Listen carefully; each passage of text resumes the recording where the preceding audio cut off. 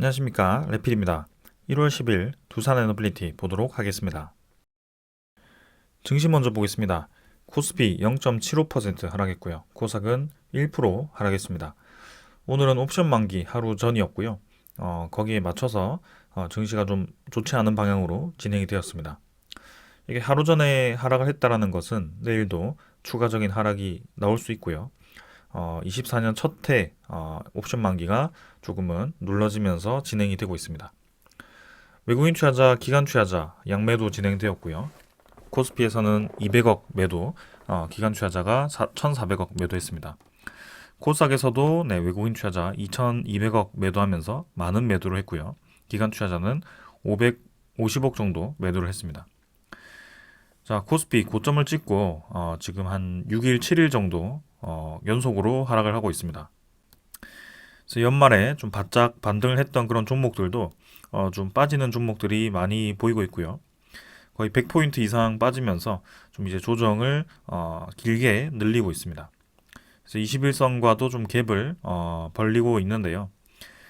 시간을 두고 보면 사실 이 정도 하락은 크게 문제가 되지 않습니다. 그래서 그동안 올라온 것이 폭이 굉장히 컸기 때문에 충분히 이제 하락할 수 있는 범위 내에 있다라고 저는 보고 있고요. 이런 하락이 이제 옵션 만기에 맞춰서 진행이 되었다면 내일 정도가 마지막 하락이 되지 않을까 싶습니다. 그래서 글로벌 증시는 사실 반등을 하고 있는 추세인데 한국 증시, 특히 코스피가 좀 많이 하락을 하고 있고요. 니케이는 반대로 이렇게 2% 가까이 올라가면서 역대 최고치를 찍고 있고 나스닥도 마찬가지 거의 역대 최고치를 찍고 살짝 조정을 받았습니다. 다우도 마찬가지입니다. 역대 최고치를 거의 찍고 있는 상황이고요. 그래서 국내 증시가 굉장히 이제 저평가가 되어 있습니다. 그래서 그동안 좀 눌러왔던 그런 힘이 좀 들어와야 되는데요. 아직까지는 그런 움직임이 나오지는 않고 있습니다. 그러나 곧 다시 한번 반등세를 이어갈 거라고 저는 보고 있고요. 그 시기가 이번 주 지나고 다음 주부터는 좀 시작되지 않을까 싶습니다. 투자 수급은 기관 투자자가 오늘도 매도를 했고요. 금융투자는 매도를 끝냈지만 나머지 투자자들이 조금 아직도 매도를 진행하고 있습니다. 그래서 1월 들어서는 거의 이틀 하루 빼고는 계속 매도를 쏟아내고 있는 기관 투자자고요. 옵션 만기 이후에도 이렇게 매도를 쏟아내는지 보도록 하겠습니다. 외국인 투자자는 적은 물량 매도했는데 일단은 옵션 만기 이후에도 매도를 하지 않는지 보겠습니다. 코스닥은 875포인트고요. 코스닥도 좀 꺾이면서 진행이 되었습니다. 여전히 이제 21선은 일자로 좀 올라가고 있지만 아직까지도 조정세가 지금 본격적으로 나오지는 않았기 때문에 추가적으로 하락을 할 수도 있는 상황입니다. 그래서 특히 내일 옵션 만기에 맞춰서 좀 내리기 좋은 그런 모양새이기도 한데요. 움직임을 한번 봐야 될 것 같습니다. 자, 그래서 기술주 위주로의 종목들이 그동안 이제 좀 잘 올라왔지만 조정을 받는다면 꺾일 수도 있는 상황이기 때문에 한번 보겠습니다. 특별하게 뭐 오늘 진행된 사항은 없지만 외국인 투자자가 2,200억 정도 매도를 하면서 3일 정도 매수했던 것을 털어냈고요. 기관 투자자도 뭐 하루 매수하고 하루 매도하고를 좀 반복적으로 진행을 하고 있습니다. 자, 코스피 코스닥 오늘 하락 마무리했는데 내일 옵션 만기 때 추가적인 하락이 나오는지 혹은 그 뒤에 지속적인 하락 아니면 이제 반등이 시작되는지 그런 것들을 보겠습니다. 환율은 2원 정도 하락했고요. 1319원으로 진행이 되었습니다. 그래서 어느 정도까지 올라왔을 때 더 이상 지금 환율이 반등은 하진 않고 있고요. 바닥 라인을 여러 번 찍고 반등을 했지만 그래도 이 저항대도 만만치는 않은 것 같습니다. 적절한 수준에서 환율도 이제 상승을 멈추고 다시 꺾일 가능성이 있다라는 점 천천히 한번 보겠습니다. 자, 그래서 증시 조정세가 좀 깊어지면서 좀 우려스러운 점도 있지만 사실 해외 증시는 그렇게까지 조정을 받고 있지 않습니다. 아직도. 그래서 미국 증시도 오늘 선물 지표가 상승으로 진행 중이고요. 유럽 증시도 상승 진행 중입니다. 그래서 내일 우리나라는 옵션 만기이기 때문에 좀 특이한 케이스이긴 하지만 나머지 증시들은 뭐 크게 더 떨어지지 않고 반등을 준비하는 모습입니다. 원자재 가격은 국제유가 71달러 수준이고요. 천연가스 3.1달러로 어제보다 더 올라간 상황이고요. 지금 2.7%가 하락했음에도 불구하고 높은 상황입니다. 그래서 원자재 가격은 급등을 하는 것은 좀 인플레이션 지표에 부정적인 영향을 줄 수 있기 때문에 그런 것들을 좀 살펴봐야 될 것 같습니다. 계속 주시를 하겠습니다. 10년물 국채금리는 3.9%로 진행 중이고요. 4%를 겨우 이제 넘어서 다시 아래로 꺾이기 시작했습니다. 그래서 반등세도 꺾이면서 이제 다시 저점으로 떨어질지 혹은 그 이상으로 떨어질지 네, 이 국채금리도 주시를 해야 될 것 같고요. 이제 미국도 대선이 있기 때문에 거기에 대해서 좀 관망세를 가지고 있지만 이제는 국채금리도 떨어질 때가 되었습니다. 전체적인 사이클 입장에서는 너무나도 많이 올라왔기 때문에 국채금리도 이제 떨어질 때가 되었고요. 그 말은 이제 국채 가격이 반등을 한다는 것이죠. 그래서 국채에 대한 가격이 장기적으로 올라갔기 때문에 미국 10년물 국채금리도 이렇게 장기적으로 떨어지는 모습이었는데요. 최근에 올라간 것은 과도한 국채 발행에 의해서 네, 그런 가격이 떨어지면서 국채 금리가 좀 올라갔던 혹은 그런 특별한 이벤트에 의해서 좀 국채를 팔고 있는 국가들이 좀 생기면서 그렇게 가격이 떨어졌던 뭐 그런 움직임이었는데요. 앞으로는 그런 움직임이 좀 멈추고 이제 반등할 수 있는 상황이기 때문에 이제 미국 10년물 국채 금리가 떨어지면 점점 이제 수익률이 떨어지면서 이런 주식과 같은 그런 위험 자산으로의 배당 수익률이라든지 그런 수익률이 높은 주식에 투자를 할 가능성이 높아집니다. 그래서 우리에게는 좋은 시장이 시간을 버티면 시간이 지날수록 그런 상황이 나온다라는 것을 잘 알고 있습니다. 그래서 지금 굳이 우리가 움직일 필요가 없다는 점을 말씀드리면서 네, 넘어가겠습니다.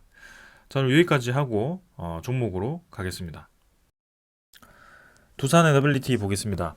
390원 하락해서 2.5% 하락했고요. 15,190원으로 마무리되었습니다. 오늘 뭐 코스피와 함께 같이 떨어졌고요. 390원 정도 하락하면서 평소보다는 조금 더 떨어지면서 진행되었습니다. 시간의 거래량은 여전히 없는 상황이고 사실 오늘 하락했음에도 불구하고 전체 거래량도 230만 주에 불과했습니다. 그래서 거래량이 계속 부족하기 때문에 사실상 이제 올라가거나 떨어지거나가 별로 의미가 없는 구간입니다. 그러나 이제 좀 보기에는 좋게 줄을 만들었던 그런 라인을 오늘 이탈을 시키면서 다시 의문구름 안으로 네, 주가를 밀어 넣었는데요.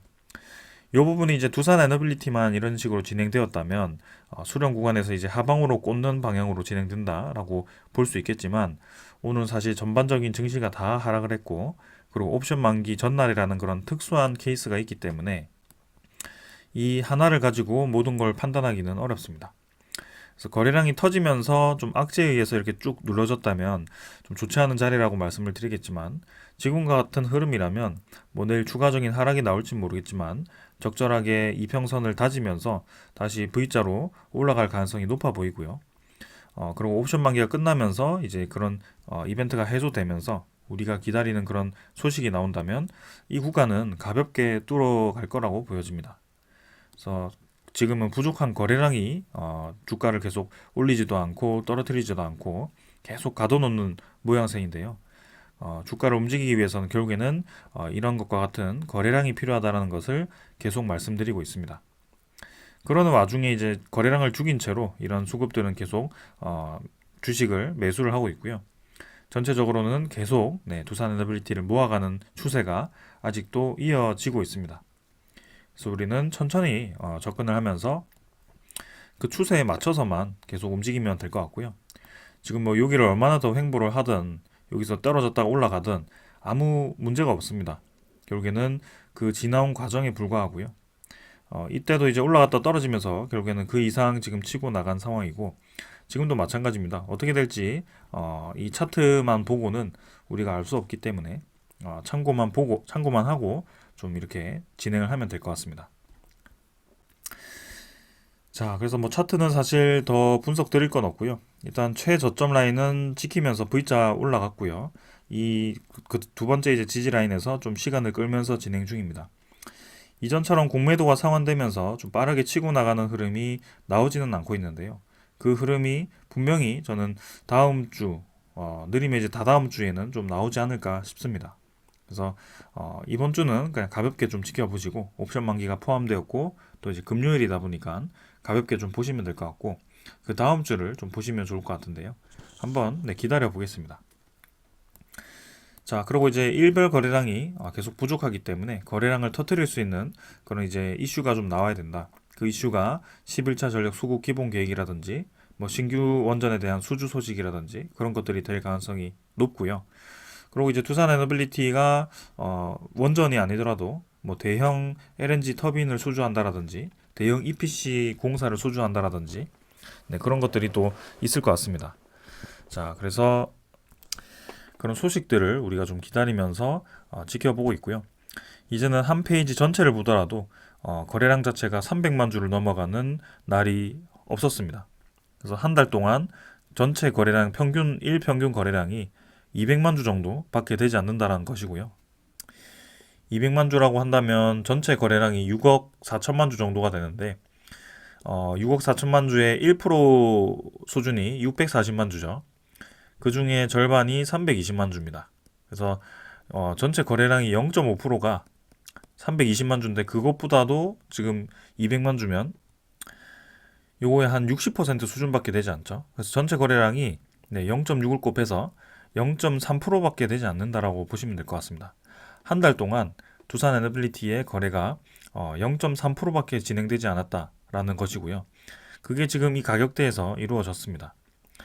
그래서 지금은 기관 투자자도 외국인 투자자도 개인 투자자도 별로 힘있게 움직이지 않고 있다라는 것인데 근데 투자자 수급을 보면 기관 투자자가 좀 최근에 많은 매도를 했지만 결국에는 외국인 투자자가 그 적은 거래량 속에 한 달 내내 계속 매수를 했다라는 것을 볼 수가 있습니다. 그리고 이제 실제로 이제 그 한 달 동안에 누적 수급량을 좀 집계를 해보면 상세에서 누적 수급을 보겠습니다. 한 달 동안 외국인 투자자가 350만 주 정도를 누적 매수했다라고 집계가 되었습니다. 그래서 일평균 거래량을 200만 주를 회전시키면서 외국인 투자자는 이렇게 매수를 했고요. 뭐 나머지 기관 투자자는 기관 연기금 투자자가 좀 매도를 진행했습니다. 확실히 지금은 외국인 투자자가 좀 많은 매수를 진행해주고 있다는 것이 보여집니다. 자, 그래서 오늘은 사실 뭐 기관 투자자가 39만 주 또 매도했고 외국인 투자자가 11만 주 매도를 하면서 양매도가 진행되었고요. 그다음 연속적으로 좀 진행해오던 매수를 좀 깨고 외국인 투자자는 약하게 매도를 했습니다. 기관 투자자는 금융 투자가 또 매도를 크게 했고 그다음에 연기금 투자자가 19만 주를 매도하면서 진행되었는데요. 제가 계속 말씀드린 것처럼 지금 옵션 만기에 가까워질수록 기관 투자자에 대한 매도가 지속되고 있습니다. 그래서 그 옵션 만기 이후에 나타날 수 있는 움직임에 좀 주목을 해야 될 것 같고요. 외국인 투자자도 옵션 만기에 많은 물량을 뱉어내는지 그런 것들을 좀 보겠습니다. 일단 연기금 투자자는 내일도 매도가 나올 가능성이 있기 때문에 한번 지켜보고요. 외국인 투자자가 어떤 움직임을 보이는지 계속 보겠습니다. 일단 중요한 것은 지금은 거래량을 죽인 채로 외국인 투자자가 계속 매수를 이어가고 있다는 점입니다. 자, 그리고 최근에 이제 계속 제 영상 댓글에 주식 수가 많아서 못 올라간다라는 표현을 하시는 분들이 많습니다. 뭐 주식 수가 많으면 주당 가치가 떨어지는 것은 사실입니다. 그 자체가 이제 낮은 가격대에서도 이 시가총액이 높다라고도 표현을 할 수 있습니다. 그래서 두산 에너빌리티가 옛날에는 뭐 5만 원, 6만 원대에 시가총액이 10조였다면 지금은 이제 15,000원대에 시가총액이 10조인 것인데요. 그게 이제 차이죠. 그래서 여러분들이 주당 가치를 보는 것도 중요하겠지만 시가총액 가지고 평가를 하는 것도 똑같은 방법입니다. 그래서 지금 두산 에너빌리티는 이 10조 정도로 보시면 될 것 같고요. 전성기 때가 이제 17조 정도, 18조 정도였기 때문에 그 전성기 대비해서는 아직까지 한 절반 정도 수준이다라고 보시는 게 좋겠습니다. 그리고 6억 4천만 주가 있기 때문에 나올 수 있는 물량이 많다. 그래서 못 올라간다라고 얘기를 하시는데요. 사실 그렇게 얘기하기에는 한 달 동안의 일평균 거래량이 너무나도 부족합니다. 네. 6억 4천만 주 대비해서 전체 거래 회전율이 0.3%밖에 되지 않기 때문에 누군가 주가를 늘리고 있다. 누군가 주가를 올라갈 때마다 물량을 쏟아낸다라고 보기에는 거래량이 너무 적습니다. 그리고 그거를 반증할 수 있는 것도 이전에 거래량이 부족할 때도 주가가 많이 올라갈 때는 올라갔던 그런 적이 있었고요. 실제로 우리 코스피의 대장 종목인 삼성전자도 전체 주식수가 6억 주입니다. 근데 그 전체 주식수가 6억 주인 종목이 지금 일평균 거래량이 한 1000만 주에서 1500만 주 정도가 되어 보입니다. 그래서 그 1000만 주에서 1500만 주 되는 수준으로 삼성전자는 꾸준히 반등을 이어왔는데요. 이건 이제 시장에 따른 반등이었죠. 그래서 마냥 주식수가 많다라고 해서 이런 이 주가가 못 올라가는 게 절대 아니라는 것을 또 이것을 통해서 알 수 있고요. 지금 단지 두산 에너빌리티는 거래량이 부족하고 그 주가를 올릴 만한 수급이 지금 때를 기다리고 있는지 들어오지 않고 있는지는 그건 알 수가 없죠. 근데 분명히 지금 계속해서 수급이 늘어나고 있다는 점을 보면 뭔가 때를 기다리고 있는 것 같다라는 느낌은 듭니다. 자, 그래서 지금은 좀 주가를 움직일 수 있는 수급이 집중되어서 주가를 밀어 올리는 것이 중요한데 그런 명분이 나오는 소식이 나온다면 큰 폭으로 올라갈 수 있다라고 보시면 되겠습니다. 개인 투자자들이 아무리 던져봤자 응집력이 있지 않거든요. 지금 여기서 갭을 띄워서 주가가 이제 쭉 올라갈 때 이제 힘들다 하면서 몇백 주, 뭐 몇천 주 이렇게 던진다고 해도 사실 주가를 누르기에는 부족한 수량입니다. 그래서 그 소화가 된다. 진짜 물량이 쏟아져서 주가가 눌러진다라고 표현을 할 때는 그 많은 거래량이 터지는 상황 속에서도 아주 윗꼬리가 길게 달린 그런 음봉이 나온다라든지 그런 수준에서 이제 얘기를 할 수 있는 건데요. 지금 상황은 거래량이 부족하고 지금 아예 거래가 되지 않는 거기 때문에 주식수가 많은 거랑 전혀 상관이 없다라는 점이고요. 그리고 주식수가 많은 대표적인 종목 중에 하나인 삼성전자도 보시면 일평균 거래량이 1000만 주에서 1500만 주에 불과합니다. 그래서 그런 것들을 좀 생각을 하시면 우리도 좀 거래량이 터질 때 보면 한 1500만 주 이상으로 좀 보고 있기 때문에 그 시기까지 지금 기다리고 있다라고 생각을 하시면 되겠습니다. 사실 지금은 별로 의미 없는 거래가 계속 이어지고 있는 건데요. 네. 그래서 다음 주 금요일에 그 소식이 나올 수 있다라는 소식이 있었기 때문에 그 시기를 기다리고 있으면 될 것 같습니다. 자, 그래서 이 정도로 좀 넘어가도록 하겠습니다. 그 다음 이제 공매도 잔고인데요. 공매도 잔고가 어제 갑작스럽게 좀 늘어나는 움직임이었습니다. 근데 어제 하루 정도 늘어나고 오늘은 한 4만 주 정도 줄어들었는데요. 내일도 이제 줄어드는지 그런 것들을 한번 체크해 보겠습니다. 그래서 잠깐 이제 늘어났던 물량일 수도 있기 때문에 지금은 뭐 대세에 크게 영향을 줄 만큼의 움직임은 아닌 것 같고요. 다시 차곡차곡 줄어들기 시작한다면 뭐 큰 문제는 없어 보입니다. 그리고 대차장고도 확인해 보겠습니다. 자, 대차장고는 아직 여기 표기가 되지 않았는데요. 이제 대차장고 상위 종목에 오늘 위치를 했기 때문에 여기 보입니다. 체결은 10만 주, 상환이 66만 주 되어서 차이만큼 55만 주가 줄었고요. 2358만 주로 대차장고가 진행되었습니다. 대차가 이제 늘어났다가 다시 줄어드는 모양새고요. 이대로 계속 이어지면 뭐 공매도 잔고와 대차 잔고 같이 줄어들면서 나쁘지 않은 움직임이 만들어질 것 같습니다. 그래서 이것도 계속 주목을 해보겠습니다. 자, 옵션 만기 하루를 앞두고 외국인 투자자가 이제 연일 매수하던 것을 좀 이제 매도로 전환을 했는데요. 사실 뭐 11만 주에서 21만 주 늘어서 좀 늘긴 했지만 이때까지 연속적으로 매수했던 물량 대비해서는 굉장히 적은 수준입니다. 그래서 옵션 만기에 맞춰서 이 매도를 진행한다면 내일도 매도가 좀 나올 수 있는데요. 내일은 얼만큼의 물량이 또 매도가 나오는지 뭐 그런 것들 한번 살펴보겠습니다. 그래서 뭐 공매도와 대차와 연관된 그런 물량들이 내일은 한꺼번에 만기에 맞춰서 좀 움직일 수 있기 때문에 좀 그런 데이터를 좀 봐야 될 것 같고요. 일단은 14.69%로 보유율은 마무리가 되었습니다. 아무튼 전체적인 수급은 계속 이제 수급이 우상향하는 방향이기 때문에 천천히 한번 봐도 될 것 같습니다. 저는 기술적인 부분은 다 말씀을 드렸고요. 네, 사실 뭐 특별하게 진행된 건 없기 때문에 이제 오늘 가져온 소식들 전해드리고 마무리하겠습니다. 자, 뉴스케일 파워에 대한 소식입니다. 주가가 이제 계속 떨어지고 있거든요. 뉴스케일 파워가 지금 제가 여기 상위 종목에 위치를 했는데 2.47달러로 진행 중입니다. 최근에 이제 좀 많이 내렸다가 거의 공매도 보고서가 나오면서 쭉 떨어졌다가 거의 4분의 1 토막이 났었죠. 근데 거기서 이제 반등을 해서 한 2배 이상 또 올라가는 듯 했습니다. 근데 최근에 다시 한번 주가를 떨어뜨리는 모양새인데요.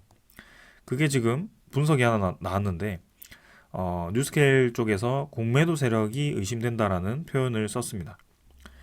그래서 내용을 살펴보면 연이은 악재의 주가 하락을 면치 못하고 있는 미국 SMR 개발업체 뉴스케일사가 공매도 세력의 공격을 받고 있다라고 주장을 했다라고 하는데요. 공매도 전략 대상이 되고 있다라고 합니다.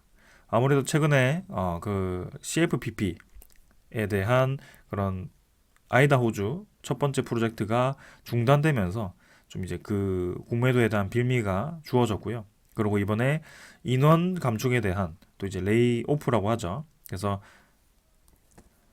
해고 관련한 소식이 좀 나오면서 또 추가적인 악재가 좀 있었습니다. 근데 이제 실제로는 40%로 처음에 알려졌다가 지금 이제 25% 수준으로 좀 해고 수준이 좀 낮춰졌는데요. 그래도 25%는 사실 적은 수준은 아니죠. 그래서 뉴스케일 파워사가 일단은 최근에 이 중단된 사업으로 인해서 자금에 대한 이 확보가 좀 더 필요한 상황이다라고는 이해가 됩니다. 이렇게 인원 감축을 통해서 현금을 마련을 하고 내년까지 이제 시간을 벌 수 있는 상황을 좀 만들었다라고 보시면 될 것 같은데요. 아무래도 지금 당장 생각해 본다면 내가 내일 프로젝트를 진행하려고 이 준비를 해서 이런 이제 건설 같은 그런 설계 같은 프로젝트를 이제 준비를 하면서 그 관련한 이 프로젝트에 투입될 인원들을 고용을 많이 해놨는데 갑자기 이제 그게 중단이 되면서 그게 이제 내년 정도 가면 루마니아 쪽이 이제 진행을 할 수 있다라고 하지만 그래도 그 1년 동안 그 인원들을 모두 고용해서 이 일을 시키기에는 당장은 일이 없다라고 볼 수가 있죠. 그런 의미에서 인원 감축을 하고 이렇게 비용 마련을 한 걸 수 있습니다. 그래서 어떻게 보면 이제 기업에 대한 현금 구조가 좀 부족하다라고도 볼 수 있지만 어떻게 보면 뭐 효율적인 선택이었다라고도 볼 수가 있습니다. 아무튼 여기서 중요한 것은 이렇게 이제 공매도 공격을 받아서 뉴스케일 파워사가 완전히 어려우면서 이제 없어지는 게 아니냐 뭐 그런 우려도 있겠지만 지금 중요한 점은 미국 정부 차원에서 이제 지원을 해줄 것 같습니다. 그래서 지금 12조 원 규모의 미국 정부 지원안이 준비가 되고 있고요. 그 중에 5조 원 정도가 지금 뉴스케일 파워에 투입이 될 걸로 예상이 되고 있습니다. 그래서 미국 입장에선 지금 중국과 러시아와 SMR에 대한 경쟁을 붙은 상황이기 때문에 미국이 빨리 따라 붙어야 되는 입장이죠. 그러면 먼저 해야 될 게 가장 빠르게 지을 수 있는 SMR을 먼저 지어보는 수밖에 없죠. 그게 지금 뉴스케일 파워 SMR이고요. 그리고 루마니아 쪽에는 이미 부지가 선정이 되어 있고 그 관련한 준비가 되어 있죠. 그래서 그 프로젝트를 성공시키기 위해서 추가적인 자금 지원을 할 가능성이 높아 보입니다. 그런 소식이 나오면 당연히 올라갈 수밖에 없고요. 주가는 뭐 크게 문제는 되지 않을 거라고 봅니다. 그리고 5조 원 규모라고 한다면 그동안 이런 기업들이 지분 투자를 통해서 투자하는 그런 몇천억, 그다음에 펀드를 통해서 투자하는 몇천억과는 완전히 다른 차원의 지원 금액이기 때문에 자금줄에는 확실히 숨통이 트일 것 같다라고 생각을 합니다. 그래서 앞으로 지금 뉴스케일 파워가 준비해야 되는 이 해결책은 다음 프로젝트가 성공적으로 진행되어야 된다는 것이고 그 다음 프로젝트는 아이다 호주처럼 무산되지 않고 진행되어야 된다라는 점입니다. 그런 면에서 보면 이제 루마니아 프로젝트는 단순히 이 뉴스케일 파워와 그런 루마니아 1대1의 그런 계약이 아니라 사실상 이제 미국 정부라든지 우리나라 이 펀드라든지 일본의 펀드라든지 이런 여러 국가들이 연관된 프로젝트이기 때문에 또 이제 주목을 받고 있거든요. 그래서 루마니아 프로젝트는 결국에는 실행이 될 것 같습니다. 그래서 아무래도 미국의 SMR 기업 중에 가장 빠른 프로젝트가 루마니아 프로젝트가 되지 않을까라는 생각을 합니다. 그래서 그때까지 이제 시간이 좀 걸릴 수 있겠지만 이런 힘든 시간 좀 견디면 뭐 뉴스케일 파워도 좀 좋은 결과가 있지 않을까 싶습니다. 자, 그리고 이제 우리나라 남부 발전이 두산 SPC에 하이창원이라는 쪽에 이제 투자를 한다라고 합니다. 그래서 하이창원이라는 것은 특수 목적 법인인데요. 두산 에너빌리티와 창원 산업진흥원이 합작사로 이제 설립을 해서 만든 그런 SPC 특수 목적 법인입니다. 그래서 연료전지의 사업을 위해서 만들었던 그런 법인이기도 하고, 그리고 수소 지금 액화 플랜트를 운영하고 있는 법인이기도 합니다. 그래서 지금 성공적으로 수소 액화 플랜트를 완공해서 이제 수소 생산을 하고 있고, 지금 이제 연료 전지에 대한 사업을 위해서 남부 발전이 직접적인 투자를 한다라고 하고요. 앞으로 이제 우리나라도 수소 에너지에 대한 관심도가 커질 겁니다. R&D에 대한 비용도 커졌고, 그리고 분산에너지법이 통과가 되면서 이제는 분산에너지라는 것이 태양광이라든지 뭐 그런 해상풍력에만 해당되는 것이 아니라 수소 연료전지에도 해당되는 것이거든요. 그래서 그런 면에서 보면 상당히 효율적인 에너지가 될 수가 있습니다. 그래서 그게 이제 두산 에너빌리티 아래에 있는 저런 두산 지오 솔루션 이제 자회사가 설립이 되었고, 거기서 이제 뭐 두산 퓨얼셀과 합작해서 또 좋은 시너지를 낼 걸로 보이는데요. 한번 기대해 보겠습니다. 자, 그 다음은 이제 마지막 소식인데 이제 3월 달에 있을 그런 체코 원전에 대한 입찰에 대해서 다시 한번 좀 정리를 해보고자 제가 소식을 좀 가져와 봤습니다. 자, 체코 원전은 이제 두코바니 원전 한 기인데요. 그 이외에 두코바니 원전을 지은 국가에게 기업에게 추가로 이제 3기를 건설을 줄 수 있는 그런 상황이기도 합니다. 체코 원전 평가가 이제 2월 중순에 마감이 되고, 그리고 이제 정부 차원에서의 평가가 이제 3월에 진행이 되면서 최종 입찰 선정이 3월쯤 진행이 될 거라고 발표가 되었습니다. 그래서 지금 평가서는 이제 작년에 벌써 이제 착수를 했고, 내년이 아니고 올해죠. 올해 사업자 선정 후에 하반기에는 본격 계약을 할 것입니다. 지금 여기 내용을 보시면 작년 내용이긴 하지만 체코 관련 관계자들이 가장 중요시하는 것이 이 가격이라는 것을 또 알 수가 있었습니다. 그래서 메가와트당 100유로 이하 수준을 지금 이제 입찰가로 좀 이제 보고 있고요. 70유로까지 지금 이제 평균 형성이 되어 있다라고 얘기를 한 만큼 이 3파전을 진행하면서 이 원전 건설에 대한 가격이 낮은 업체에 좀 관심을 많이 둘 것 같습니다. 그래서 지금 이제 다른 나라가 메가와트당 70에서 100유로라고 지금 이제 선정을 한 만큼 지금 이제 70유로 정도면 1,400원 정도 하면 한 9조 정도, 9조 8천억 정도가 됩니다. 우리나라 하나로 상당히 가격이 비싸죠. 1200메가와트급 하나 짓는데 전체 이제 비용이 9조 8천억 정도라고 하는데, 우리나라는 1400메가와트급 하나 짓는데 지금 6조 5천억 정도를 지금 잡고 있습니다. 그럼 사실 뭐 타국에 대비해서 이 가격 자체가 비교가 안 되는 수준이죠. 3분의 2 수준이기 때문에 프랑스 EDF라든지 미국의 웨스팅하우스가 들어와도 사실 가격 측면에서는 우리가 압도적인 상황입니다. 그래서 이 체코 원전은 우리나라가 수주할 가능성이 굉장히 높다라고 평가하는 것 중에 이유가 저렇게 이제 가격이 지금 거의 선정이 되어 있는 상황이고요. 그렇다고 해도 끝까지는 봐야겠죠. 그래서 각 기업에 또 이제 리스크가 있었다라는 분석이 또 있었습니다. 자, 그래서 우리나라 같은 경우는 당연히 이제 웨스팅하우스와의 그런 소송전 때문에 이 연방지법이 워싱턴 연방지법이 소송 각하 판결을 내렸지만 또 이제 웨스팅하우스가 항소를 제기해서 지금 아직 안심하기는 이르다라는 소식이었는데요.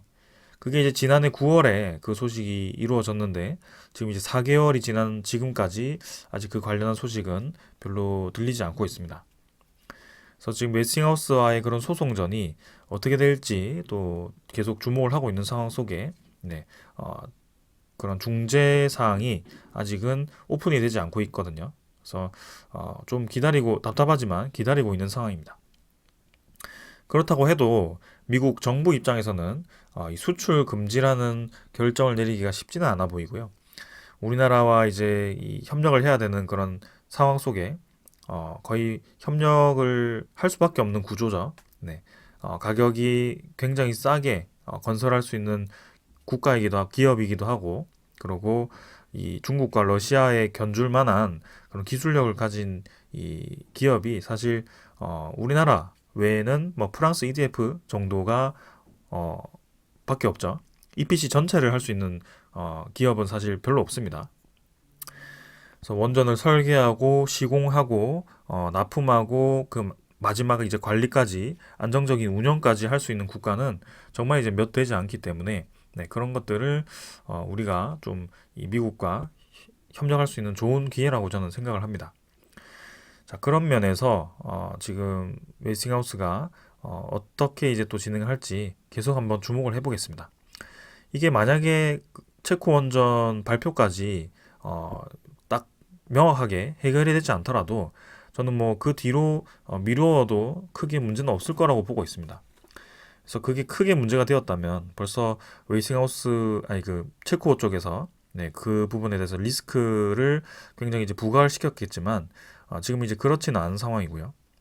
폴란드와는 좀 다른 상황이 폴란드는 이제 동유럽 최전방이고 그리고 이제 우크라이나와 붙어 있는 국가로서 이 러시아의 위협으로부터 좀 이제 이 방어를 하려는 그런 외교적인 네, 그런 정치적인 상황이 굉장히 컸습니다. 그 당시에.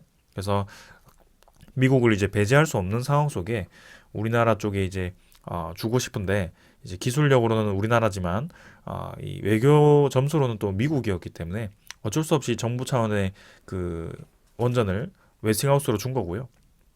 그래서 이제 민간 원전까지 하나 더 만들어서 우리나라로 준 겁니다. 그래서 체코 같은 경우는 사실 지금 뭐 국방이 지금 위협적인 것도 아니고요. 그리고 전쟁을 대비해서 뭐 체코가 방산을 급격하게 늘리는 것도 아니고요.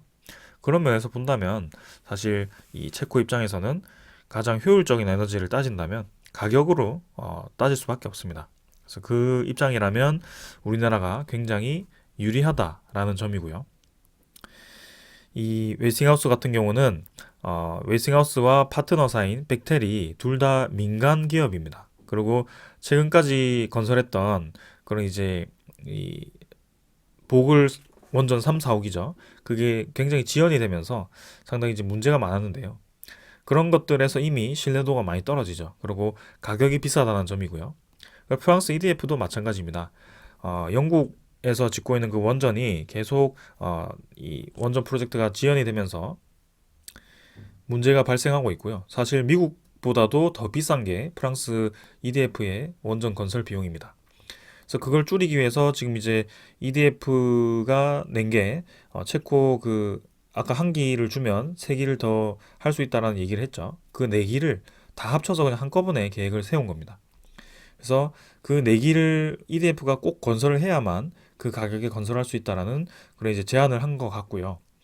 그러면 이제 EDF가 되면 사실상 그 나머지 세 기에 대해서 타국이 건설할 수 있는 기회가 없어지는 것이죠. 체코 입장에서는 사실 EDF도 별로 달갑지 않을 거라고 생각을 합니다. 그래서 최종까지는 어떻게 될지 모르겠지만 우리나라는 굉장히 지금 유리한 상황이기도 한데 사실 이제 웨스팅하우스와의 그런 합의가 나온다면 더더욱 좋은 상황이 좀 만들어질 것 같다라는 개인적인 그런 생각입니다. 그래서 그때까지 좀 이제 계속 그런 소식에 제가 집중을 해볼 거고 소식이 나오면 여러분들께 전해드리도록 하겠습니다.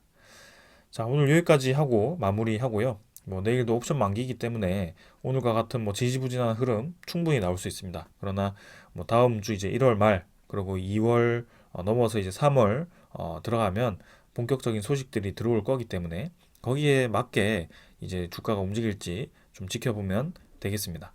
자, 그럼 여기까지 하고 마무리하겠습니다. 감사합니다.